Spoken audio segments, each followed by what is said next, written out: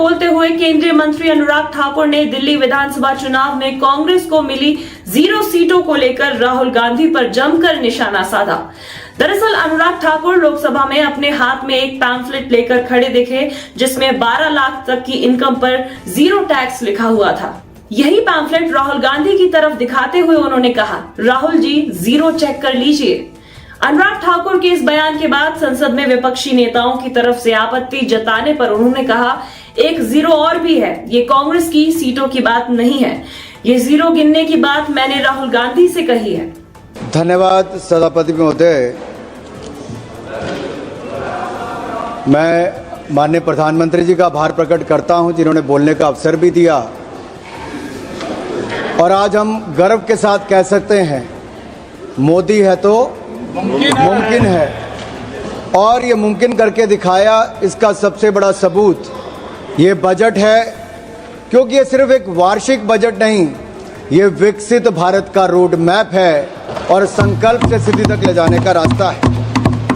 लेकिन माननीय सभापति जी, जैसे ही हम लोग विकसित भारत की बात करते हैं, विपक्ष के पेट में मरोड़ पड़ने शुरू हो जाते हैं। और यही नहीं, ये दर्द थोड़ा इससे भी ज्यादा दिखेगा। जावेद साहब सुनिए, पिछले कल ही नतीजे आए हैं, सुनिए। और दिल्ली के चुनाव के नतीजों ने बताया कि दिल्ली वालों ने आपदा मुक्त दिल्ली कर दी है।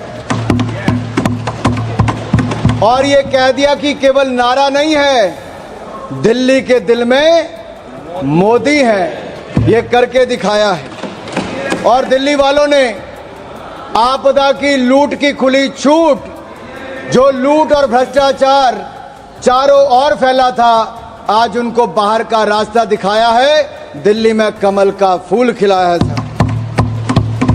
महान जनता ने, दिल्ली की महान जनता ने 10 साल के कुशासन और प्रदूषण को बाहर का रास्ता दिखाया। दिल्ली की जनता ने मोदी जी के विकास का मार्ग चुना है। आज मैं ये कह सकता हूं, आज अंधेरा छटा है, आपदा का बादल फटा है, दिल्ली के सौभाग्य का सूर्योदय हुआ है, क्योंकि दिल्ली में कमल खिला है, दिल्ली में कमल खिला है। यही नहीं, हमारे बड़े बुजुर्ग कहते हैं कि जब माता लक्ष्मी आपके ललाट पर आपका तिलक करने आए तो मुंह धोने ना चले जाएं, फटाफट अपना तिलक कराएं। और इसी तरह का अवसर किसी को गंवाना नहीं चाहिए। ऐसा ही मोदी सरकार ने अवसर दिया, जहां मां लक्ष्मी आप सबके द्वार आई है। 12 लाख तक कोई टैक्स नहीं लगेगा, इनकम टैक्स नहीं लगेगा, जो आज तक संभव नहीं हुआ। इसलिए तो कहते हैं मोदी है तो मुमकिन है, क्योंकि 12 लाख तक 0 टैक्स कर दिया है। और मैं विपक्ष के मित्रों से कहना चाहता हूं, अब तो थोड़ा चेहरे पे मुस्कुराहट लाइए, पूरा देश खुश है भाई, आपको भी टैक्स नहीं देना पड़ेगा। मैं आगे बताऊंगा इंदिरा जी के समय क्या क्या होता था। आज भारत के 4 ग्रोथ इंजन तय हुए हैं, एग्रीकल्चर हो, एमएसएमई हो, इन्वेस्टमेंट हो या एक्सपोर्ट हो। और हमने जो विकसित भारत के लिए लक्ष्य तय किए हैं माननीय सभापति जी, वो भी सन 2047 तक 0 गरीबी होगी, गरीबों को गरीबी से मुक्ति मिलेगी। वहीं पर 100% गुणात्मक शिक्षा दी जाएगी, हर व्यक्ति को अच्छी स्वास्थ्य की सुविधा और सस्ते दाम पर दी जाएगी। और वहीं पर श्रमिकों का कौशल विकास होगा और उचित उनको रोजगार के अवसर दिए जाएंगे। हमारे विकास की भागीदारी में महिलाओं को 70% उनका योगदान इकोनॉमिक एक्टिविटीज में होगा। और हमारे किसानों के दम पर भारत दुनिया की फूड बास्केट बनेगी, यानी कि food basket of the world हम भारत को बनाकर दिखाएंगे। माननीय सभापति जी, हमारा मानना है, मध्यम वर्ग खुश तो देश खुश, किसान का सम्मान तो देश का सम्मान, गरीब का भला तो देश का भला।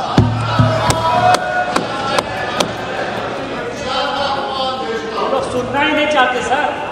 सभापति जी, अगर मैंने देश के सम्मान की बात की, गरीब के कल्याण की बात की, मध्यम वर्ग के खुशी की बात की, तो इनको दर्द क्यों हुआ है? क्योंकि 60 वर्षों तक आपने दर्द दर्द और दर्द ही दिया है और हमने दर्द से मुक्ति दिलाने का काम किया। और वो मोदी जी ने दी मध्यम वर्ग को राहत, तो विपक्ष को हुई आहत और इनका दर्द दिखाता है। ना इनको मध्यम वर्ग से मतलब है, ना ही गरीब से, और इनका तो वही घिसा पिटा पुराना टेप रिकॉर्ड चल रहा है। कुछ नया तो है ही नहीं, नई सोच नहीं, कुछ नया कहने के लिए नहीं। महोदय, इस बार विदेशी चिंगारी ना होने का असर साफ दिख रहा है और ये विपक्ष पर विदेशी चिंगारी ना होने का असर साफ दिख रहा है। उधर चिंगारी बुझी और इधर विपक्ष बुझ गया है। समझ रहे हैं ना आप? निशिकांत जी ने सुबह बताया भी था थोड़ा सा, और समझदार को तो इशारा ही काफी होता है। इनके जमाने में इनकम टैक्स का चाबुक चलता था, टैक्स टेररिज्म था, और ये टैक्स का चाबुक चलाने वाले हमसे पूछ रहे हैं कि आपने बजट ऐसा क्यों दिया है। और राहुल गांधी जी क्या कहते हैं? नेता प्रतिपक्ष कहते हैं, Rahul ji calls it as a banded budget. अरे आप लोग घाव देते रहे, हम घाव भरते रहे। Late me say this is not a bandage budget, this is a booster budget, this is a booster budget, this is a booster shot. और जो कहते हैं कि पैराडाइम शिफ्ट की बात करते हैं, माननीय सभापति जी मैं कहना चाहता हूं पैराडाइम शिफ्ट तो आया है। यूपीए के समय स्कैम भारत था, आपके समय 2G स्कैम हो, कॉमनवेल्थ गेम्स स्कैम हो, अंतरिक्ष देवास स्कैम हो, कोल स्कैम हो, अगस्ता वेस्टलैंड स्कैम हो, स्कैम पर स्कैम था। और ये स्कैम भारत से आज सक्षम भारत की ओर कोई लेकर आया है तो नरेंद्र मोदी जी लेकर आए हैं। आज हम बात करते हैं एस्पिरेशनल इंडिया की, स्टार्टअप इंडिया की, विकसित इंडिया की, खेलो इंडिया की। अभी दयानिधि मरन जी खेलो इंडिया की बात कर रहे थे। वो अपने राज्य के खेल मंत्री की बात तो की, ये नहीं बताया कि मोदी जी ने खेलो इंडिया दिया था और तमिलनाडु में कराने का निर्णय हमने लिया था। उस समय मैं ही खेल मंत्री था, मोदी जी ने लिया था। And let me say this to each and everyone, aspirational India will not sit until we make India विकसित। और ये विकसित भारत हम बनाकर रहेंगे। हमारी एक नहीं अनेक योजनाएं उसी दिशा में है। कांग्रेस के समय जब बजट था तो एक फैमिली के वेलफेयर के लिए था। आज मोदी सरकार का बजट नेशनल वेलफेयर के लिए, नेशनल वेलफेयर के लिए। इनके लिए परिवार प्राथमिकता थी, हमारे लिए देश प्राथमिकता है। और इसीलिए आज लगातार हम लोग आगे बढ़ रहे हैं। मुझे पता है आप लोग मिडिल क्लास के नाम पे आपके चेहरे पे दर्द क्यों दिखा।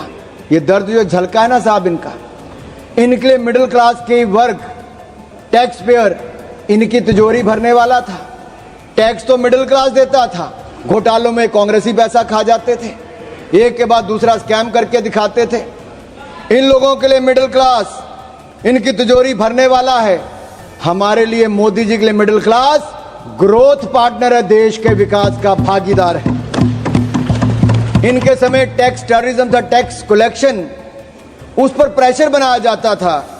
हमारे समय टैक्स में राहत दी जाती है और साथ ही साथ टैक्स कलेक्शन बढ़ाकर भी दिया जाता है। One nation one tax, GST लाने का किसी में दम था तो प्रधानमंत्री नरेंद्र मोदी जी लेकर आए। आज रिकॉर्ड जीएसटी कलेक्शन है साहब, 1,75,000 करोड़ रुपया औसतन हर महीने का टैक्स कलेक्शन है। उसका सबसे बड़ा लाभ राज्य की सरकारों को मिल रहा है। और ये बजट केवल जीडीपी का आंकड़ा नहीं, या मैं कहूं जीडीपी का नहीं, जो ग्रॉस डोमेस्टिक प्रोडक्ट आप कहते वो नहीं, ये जीडीपी हमारे लिए है गरीब, देशभक्ति और प्रगति। जीडीपी गरीब, देशभक्ति और प्रगति इनके लिए है। मिडिल क्लास का पैसा अब कांग्रेस के खाते भरने के लिए नहीं, मिडिल क्लास के अपने खाते में जाएगा। क्योंकि मिडिल क्लास के भाई और बहनों, अब आपको 12 लाख तक कोई टैक्स नहीं देना पड़ेगा, आपको टैक्स मुक्त कर दिया जाएगा। राहुल जी जीरो चेक कर लीजिए, एक जीरो और भी है। अच्छा, सुप्रिया जी नहीं दिखाता, चलो सुप्रिया जी ने कहा मैं नहीं दिखाता। ये कांग्रेस की सीटों की बात नहीं है, मैंने छोड़ दिया सुप्रिया जी। सुप्रिया जी वो रेफरेंस सुप्रिया जी, अगर आपको लगता है कि हमने मध्यम वर्ग के लिए 0% टैक्स किया है 12 लाख तक, अगर आपको लगता है दर्द हुआ है, आपको इससे खुशी नहीं है, तो आपकी खुशी से ज्यादा हमें देश के करोड़ों मध्य वर्ग के चेहरे पे खुशी दिखती है, क्योंकि ये देश के विकास में एक बड़ा योगदान देने वाली है। ये जीरो गिनने की बात आप उनको मत एड्रेस करिए, आप इधर एड्रेस। माननीय सभापति जी, ये जीरो चेक करने की बात मैंने राहुल गांधी जी से की, और वो आपने रेफरेंस दिया है, और मैंने रेफरेंस दिया है, और मैं आप सबके सामने पूछ, माननीय सभापति जी, सन 2014 के लोकसभा चुनाव दिल्ली की जनता ने कांग्रेस को कितनी सीटें दी? 0। 2015 के विधानसभा में कांग्रेस को कितनी सीटें दी? 0। 2019 के लोकसभा में कितनी सीटें दी? 0। 2020 के विधानसभा में कितनी सीटें दी? 0। 2024 के लोकसभा में कितनी सीटें दी? 2025 के विधानसभा में कितनी सीटें दी? 0। अगर ये जीरो का रिकॉर्ड बनाने का काम किसी ने किया है तो राहुल जी के नेतृत्व में कांग्रेस पार्टी ने किया है। आप नहीं, nothing will go on record, nothing will go on record. Sir, ये दिल्ली वालों ने तो कांग्रेस को बड़ा जीरो दे दिया, अब बंगाल में भी तृणमूल का जीरो होने वाला है। Kindly address to the chair. Nothing will go on the record except Anurag Thakur ji. Please you address। Sir, मैं मध्य वर्ग पर टैक्स की बात कर रहा था। सर, मेरा तो उस समय जन्म भी नहीं हुआ था, लेकिन 28 फरवरी 1970, सर मैं जून 1975 की बात नहीं कर रहा जब इंदिरा जी ने इमरजेंसी लगाई थी, मैं 28 फरवरी 1970 की बात करता हूं जब इंदिरा गांधी जी ने बड़ी निर्ममता के साथ इस देश के सामने मिडिल क्लास पर टैक्स लगाने की घोषणा की थी। और मैं एक टेप लाया हूं, मैं सुना दूं आपके सामने, इंदिरा जी का भाषण सुनाऊं थोड़ा सा? क्या कहा? नहीं, जमा कर दीजिए, नहीं जमा कर, आप जमा कर दीजिए। नहीं, इनमें से बहुत सारे नहीं, आप सर, बात इंदिरा जी ने आप नहीं सर, ये कांग्रेस पार्टी, कहाँ मैं इजाजत दे रहा हूँ? आप बढ़िए। सर कांग्रेस चाहती है कि इंदिरा जी की टेप ना चले, नियम कहता है कि ना चले, लेकिन मैं आंकड़ा जरूर बताना चाहता हूं कि कैसे इंदिरा जी ने एक और तो इमरजेंसी लगाकर काला अध्याय दिया, लेकिन दूसरा 28 फरवरी 1970 को सरकार के टैक्स स्ट्रक्चर को देख लीजिए, जहां पर कमाई करने वाले जिनको दिन रात मेहनत करते थे उनको डायरेक्ट टैक्स 97.5% लगा दिया गया था, 97.5% टैक्स लगा दिया था। और सर, मैं सुप्रिया जी से पूछना चाहता हूं, मनीष तिवारी जी और अन्य विपक्ष के नेताओं से पूछना चाहता हूं, उस समय का 97.5% टैक्स ठीक था या आज नरेंद्र मोदी जी की सरकार में जीरो टैक्स ठीक है? जीरो। उस समय 5000 के बाद इतना टैक्स लग जाता था।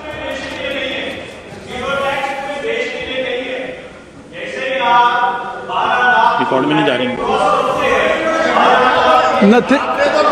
कोई चीज रिकॉर्ड में नहीं जा रही। Nothing will go on record except Anurag Thakur ji speech. Please आप कहिए। माननीय सभापति जी, आप उधर क्यों देखते हैं? माननीय सभापति, आप इधर देखिए। मैं आपको ही कह रहा हूं, माननीय सभापति जी, ये मनीष जी का दर्द बहुत हल्का, 10,000 नोट था किसके पास?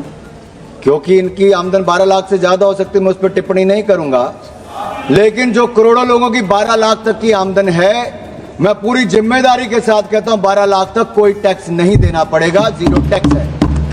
और मैं याद करा दूं कांग्रेस के अपने मित्रों को, उस समय 5000 की आमदन के बाद 97.5% टैक्स सरचार्ज लगा के कर दिया था। और काला धन अगर किसी के कारण इकट्ठा हुआ, भाई निशिकांत दुबे जी को याद होगा, प्रणब मुखर्जी ने जो अपना व्हाइट पेपर दिया था, उस सब में कहा गया था कि काला धन के पीछे कारण क्या है, तो उस समय की कांग्रेस की नीतियां थी जो काला धन करने के लिए काम करना पड़ता था। यही दिया था कि नहीं दिया? अगर ये सब इनके समय, सर हम तो देश के लोगों को ईमानदारी से टैक्स देने की बात कर रहे हैं और देश के टैक्स पेयर का धन्यवाद करते हैं, वो ईमानदारी से टैक्स दे रहे हैं, तो आज जाकर जनता को पक्का मकान भी मिल रहा है, शौचालय भी मिल रहा है, पानी भी मिल रहा है, अनाज भी मिल रहा है। ये मिल रहा है क्योंकि एक ईमानदार सरकार नरेंद्र मोदी जी के नेतृत्व में चल रही है। ये मिडिल क्लास के खाते में सेंधमारी करते थे।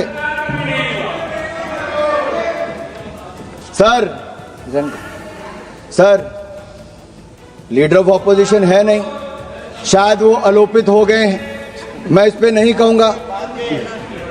सर वो बार बार सर बैठे बैठे मत टिप्पणी करिए जावेद साहब।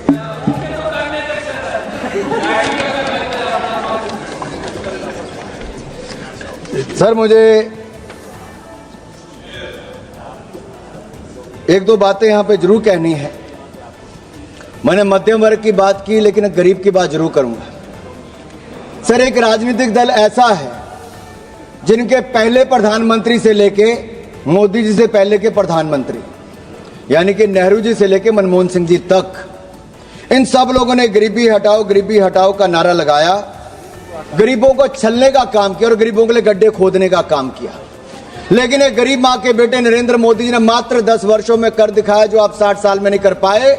4 करोड़ गरीबों को पक्के मकान बनाकर दे दिए और 3 करोड़ पक्के और मकान मंजूर कर दिए। लेकिन इनके किसी सांसद की सदस्यता जाने पर जब मकान खाली करने को कहा जाता है तो इनका दर्द तब झलकता है कि मकान खाली कर दिया, मकान नहीं है।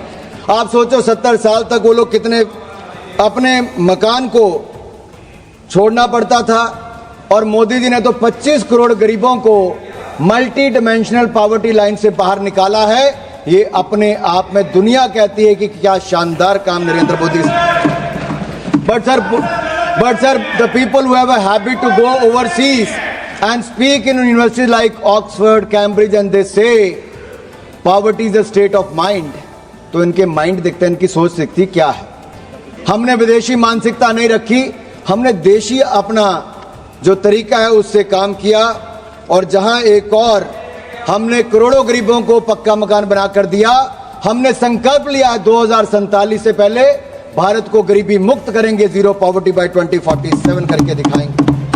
लेकिन सर कुछ लोगों की दिक्कत है, कुछ लोग अमेठी रायबरेली जाते हैं तो उनको तो झोंपड़ियां चाहिए थी, सड़कों पे लेटे हुए गरीब चाहिए थे, फोटो सेशन के लिए झोंपड़ी होनी बहुत जरूरी थी, वर्षों तक ये होती रही, कलावती चाहिए थी। अभी वो पिछली बार जरा साउथ से आके वापस नॉर्थ में आए तो पूछ रहे थे झोंपड़ी कोई मिली नहीं, फोटो सेशन कहां करवाएंगे। तो वहां के लोगों ने कहा भाई नरेंद्र मोदी की सरकार ने पिछले 10 सालों में यहां के लाखों गरीबों के लिए पक्का मकान बनाकर दे दिया। अब उनको समृद्धि और स्वाभिमान के साथ जीना सिखा दिया है और गरीबी रेखा के पार ले जाने का काम नरेंद्र मोदी जी की सरकार ने किया। मैं तो इतना ही कहूंगा, आपने गरीब और गुरमत में उनको रखा। सर मुझे जो एक दो बातें यहां पर और करनी है, मैं इतना ही कहूंगा सभापति जी, विपक्ष की बातों में सच का अभाव है क्योंकि झूठ बोलना तो इनका स्वभाव है। और मैं आंकड़े देकर बताता हूं, अगर इनकी 2014 में 16 IIT थे, आज बढ़कर 23 हो गए, 13 IIM थे, आज बढ़कर 21 हो गए, 9 ट्रिपल IT थे, वो 25 हो गए, 7 एम्स थे, 24 हो गए, 308 मेडिकल कॉलेज थे, 760 हो गए, 740 यूनिवर्सिटी थी, 1200 यूनिवर्सिटी हो गई, 74 एयरपोर्ट थे, 160 एयरपोर्ट हो गए, 91,287 किलोमीटर नेशनल हाईवे था जो आज बढ़कर 1,50,000 किलोमीटर से ज्यादा हो गया। ग्रामीण सड़कें 3,23,000 किलोमीटर थी, आज 7,60,000 किलोमीटर हो गई।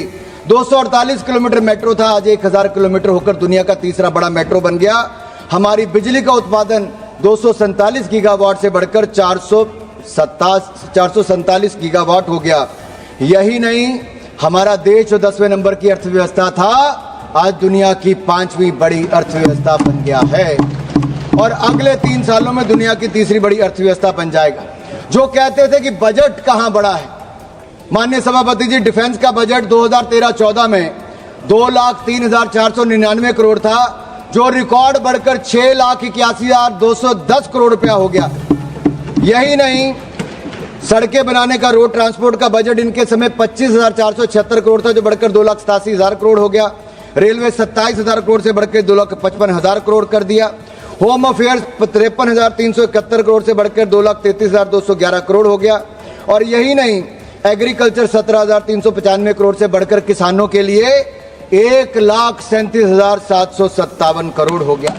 शिक्षा का बजट भी 71,000 करोड़ से बढ़ाकर 1,28,000 करोड़ से ज्यादा का हो गया। और अच्छे स्वास्थ्य की सुविधाएं 27,000 करोड़ से बढ़ाकर आज लगभग 99,900 करोड़ हो गया। अनुप्रिया जी यहाँ पर बैठी हैं, MOS हेल्थ। और मैं यही नहीं, आपको कुछ आंकड़े और भी रखना चाहता हूं, लेकिन उससे पहले एक दो बातें मैं और करूंगा। जहां एक और गरीबों के उत्थान के लिए हमने काम किया है, वहीं पर न्यूक्लियर एनर्जी मिशन के लिए 2047 तक 100 गीगावाट हमारी कैपेसिटी हो, तो न्यूक्लियर पावर कैपेसिटी प्राप्त करने के लिए स्मॉल मॉड्यूलर रिएक्टर के निर्माण के लिए 20,000 करोड़ रुपए का प्रावधान भी किया है। और सन 2033 तक हमारे 5 इंडिजिनियस स्मॉल मॉड्यूलर रिएक्टर बनकर तैयार हो जाएंगे। यही नहीं सर, विपक्ष के कुछ नेताओं ने और विशेष तौर पर राहुल गांधी जी ने कहा कि उनको कुछ दिखता नहीं है। सर, ना उनको युवा दिखते हैं, ना युवाओं की उद्यमिता दिखती है। और मैं यही नहीं, ये लोग आइवरी टावर में रहते हैं, जहां खड़े वहीं के वहीं खड़े हैं। इनकी एक अलग अपनी दुनिया है साहब। ये ठहरे हुए पानी की तरह हैं, जिनको सड़ना मंजूर है लेकिन प्रवाहित होना मंजूर नहीं है। हमने तो मोदी जी के नेतृत्व में जो अभी आंकड़े बताए कि 2014 में भारत कहाँ था और आज 2025 में भारत कहाँ है। यही नहीं, हमारे युवाओं के पास नए आइडियाज हैं, इनोवेशन है, रेजोल्यूशन है, सॉल्यूशन है। लेकिन मैं एक सवाल इनसे पूछता हूं, 2014 से पहले स्टार्टअप कहां था? मोदी जी को युवाओं पर विश्वास था तो स्टार्टअप इंडिया लेकर आए। आज जितने कांग्रेस के सांसदों की आंकड़ा नहीं है ना, उससे ज्यादा भारत के यूनिकॉर्न का आंकड़ा 117 यूनिकॉर्न आज भारत में है। लेकिन कांग्रेस तो एक ही को स्टार्टअप करने में लगी रही। चालू नहीं हो गया साहब, कितनी बार लॉन्च किया, ऐसा स्टार्टअप था कि वो पास ही नहीं हो पाया, बार बार फेल हो गया। और यही नहीं, अब तो हमारा प्रयास है, जहां एक और 1.5 लाख से ज्यादा स्टार्टअप्स बन गई। फर्स्ट टाइम एंटरप्रेन्योर्स की कैटेगरी के लिए जहां 5 लाख महिलाओं को, SC ST को अब 2 करोड़ रुपए तक का टर्म लोन देने का काम मोदी सरकार करेगी। एक बहुत बड़ा कदम है। इससे पहले मुद्रा योजना हो, स्वनिधि हो या emergency credit line guarantee scheme हो, इन सब के माध्यम से बैंकों ने शानदार काम किया। लेकिन यूपीए के समय पॉलिसी पैरालिसिस तो थी, साथ में फोन बैंकिंग भी थी। क्योंकि मनीष ने अभी कहा कि पॉलिसी पैरालिसिस इनके समय था, फोन बैंकिंग भी थी। 12 में से 11 बैंक घाटे में थे, PCA फ्रेमवर्क में थे। हम 4R लेकर आए और हमने बैंकों को सुधार किया। आज 12 के 12 बैंक मुनाफे में हैं। अकेला SBI 66,000 करोड़ रुपए का मुनाफा कमा रहा सर, 66,000 करोड़ का। यही नहीं सर, अगर आप देखिए, हम सर, मुझे 4-5 मिनट में खत्म कर दूंगा sir. If today we have to say, we can say Congress is anti business, anti entrepreneur and anti youth party. Sir, मैं एक आपके माध्यम से देश समाज के सामने, संसद सदन के सामने एक बात रखना चाहता हूं। AI की बात की गई, क्या AI केवल आर्टिफिशियल इंटेलिजेंस की बात है? मोदी ने कहा हम तो एस्पिरेशनल इंडिया को आर्टिफिशियल इंटेलिजेंस के साथ जोड़कर देख रहे हैं। लेकिन AI एक एंटी इंडिया सोच के लिए भी है। सर, वो लोग जो सेंसेक्स के गिरने पर सेलिब्रेट करते हैं, झूमते हैं, जो फाइनेंशियल इंस्टीट्यूशन को डैमेज करने के लिए लगातार प्रयासरत रहते हैं, जो भारत के नुकसान करने की बार बार कोशिशें करते हैं, जो भारत को बदनाम करने का प्रयास करते हैं, क्या आपको लगता है देश के लोग कभी उनके साथ खड़े होंगे? ये AI जो है ना, एंटी इंडिया वाले, इनके साथ कभी कोई खड़ा नहीं होगा। और सर, एक गठबंधन भी बड़ा था। वो कहते हैं ना, 7 फेरे भी लेने हो तो सत्यता, समर्पण और प्रेम ना हो तो वो 7 जन्म का साथ भी नहीं चलता, 7 महीने भी नहीं चलता। और यही इंडी गठबंधन के साथ वो आज तार होता नजर आ रहा है। आज छोटे छोटे दल भी कांग्रेस को कहते हैं कि इनका नेतृत्व हमें नहीं चाहिए। यही नहीं सर, लीडर ऑफ ऑपोजिशन के लिए, नेता प्रतिपक्ष के लिए मैंने पहले भी कहा था कि नेता प्रतिपक्ष का पद, जिम्मेदारी और ईमानदारी का है, लेकिन इनसे जिम्मेदारी और ईमानदारी की उम्मीद करना वैसा ही है जैसे किसी बिल्ली को दूध की रखवाली करने के लिए बोल दो सर। और यही नहीं सर, हमने सेमीकंडक्टर को लेकर आए, बड़ी बड़ी हजारों करोड़ की इन्वेस्टमेंट आई, एस्पिरेशनल इंडिया को, आर्टिफिशियल इंटेलिजेंस को भी आगे लेकर आएंगे। सर मैं 2 मिनट में बस खत्म कर रहा हूं। आर्टिफिशियल इंटेलिजेंस का इस्तेमाल मोदी जी भारत के सशक्तिकरण के लिए करना चाहते हैं, लेकिन विपक्ष के एक नेता इसको विभक्तिकरण के लिए करना चाहते, क्योंकि वो एआई का उपयोग कास्ट सेंसस के लिए करना चाहते हैं, जो आज भी जात पात से बाहर ना आना चाहते हो। अभी एक सांसद ने भाषण दिया, उन्हें केवल एक क्षेत्र की बात करके छोड़ दी सर। आज भी क्षेत्रवाद जातवाद के नाम पर अगर विपक्ष देश को बांटने का प्रयास करेगा, और कांग्रेस के एक सांसद ने पिछले सत्र में भी, पिछले जो हमारा सदन था उसमें भी कहा था कि दक्षिण भारत के लिए कर दीजिए, वहां की जनता ने भी उसको वापस चुनकर नहीं भेजा, क्योंकि देश एक रहना जानता है और मोदी जी के नेतृत्व में एक रह के आगे बढ़ना चाहता है। मैं राहुल गांधी जी ने कहा कि देश के फिस्कल डेफिसिट की बात की, मैं ये कहूंगा राहुल जी, आप फिस्कल डेफिसिट से ज्यादा अपने पॉलिटिकल डेफिसिट की चिंता कीजिए। फिस्कल डेफिसिट की चिंता मोदी जी कर लेंगे, दूसरे का मुझे पता नहीं।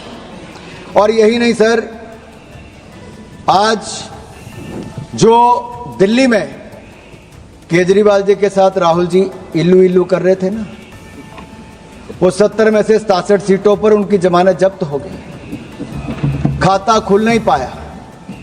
और मैंने पहले भी कहा था, डबल डेटिंग करने वालों का हाल वो आज यहां पे नजर आ गया है। और राहुल गांधी जी के आइडियाज और विपक्ष के आइडिया को विपक्ष ने कृपया समाप्त, देश ने माना नहीं। सर ये आखिरी 2 लाइनें कह के मैं खत्म कर रहा हूं सर, क्योंकि सर मैं इतना ही कहूंगा, उन्होंने आंकड़े दिए हैं ना, आज देश और दुनिया में सर एक बहुत बड़ा आयोजन चल रहा है, वो है दिव्य और भव्य महाकुंभ का। भक्ति, अध्यात्म और सामाजिक समरसता से ओत प्रोत भारत का दर्शन करने का इससे अवसर मिलता है। सर मुझे भी परसों जाने का अवसर मिला, मैंने भी कुंभ में स्नान किया। मैं इस अलौकिक आनंद का वर्णन नहीं कर सकता।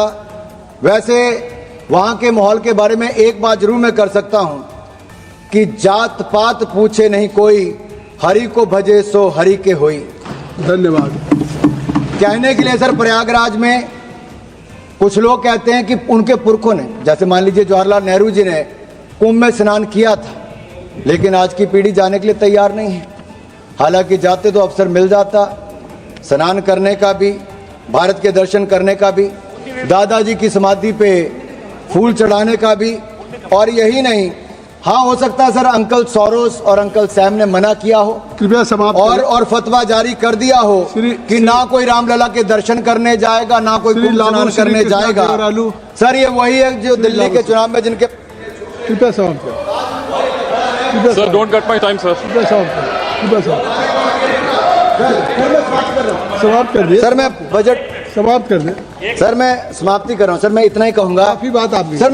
सर ये लास्ट लाइन कह के कर रहा हूँ कि जहां भारत की क्षमताओं को बढ़ाने का काम कर रहे हैं, वहीं पर जब हमने बिहार के बारे में बात की कि मखाना बोर्ड वहां पे बनाएंगे, तो जो लोग वहां जाके दूसरों के साथ मटन बनाने का काम करते थे, मखाना बोर्ड पर उनके चेहरे मुरझा गए।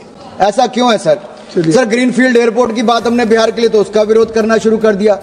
कोसी कैनाल प्रोजेक्ट की बात की, national institute of food technology की बात की, तो उस पर भी सर मैं ये कहूंगा कि मोदी सरकार का ये बजट जो है वो विकसित भारत बनाने के लिए है, वो उसी दिशा में आगे बढ़कर है। और पूरे देश ने मोदी जी के इस बजट का स्वागत किया है। आपने मुझे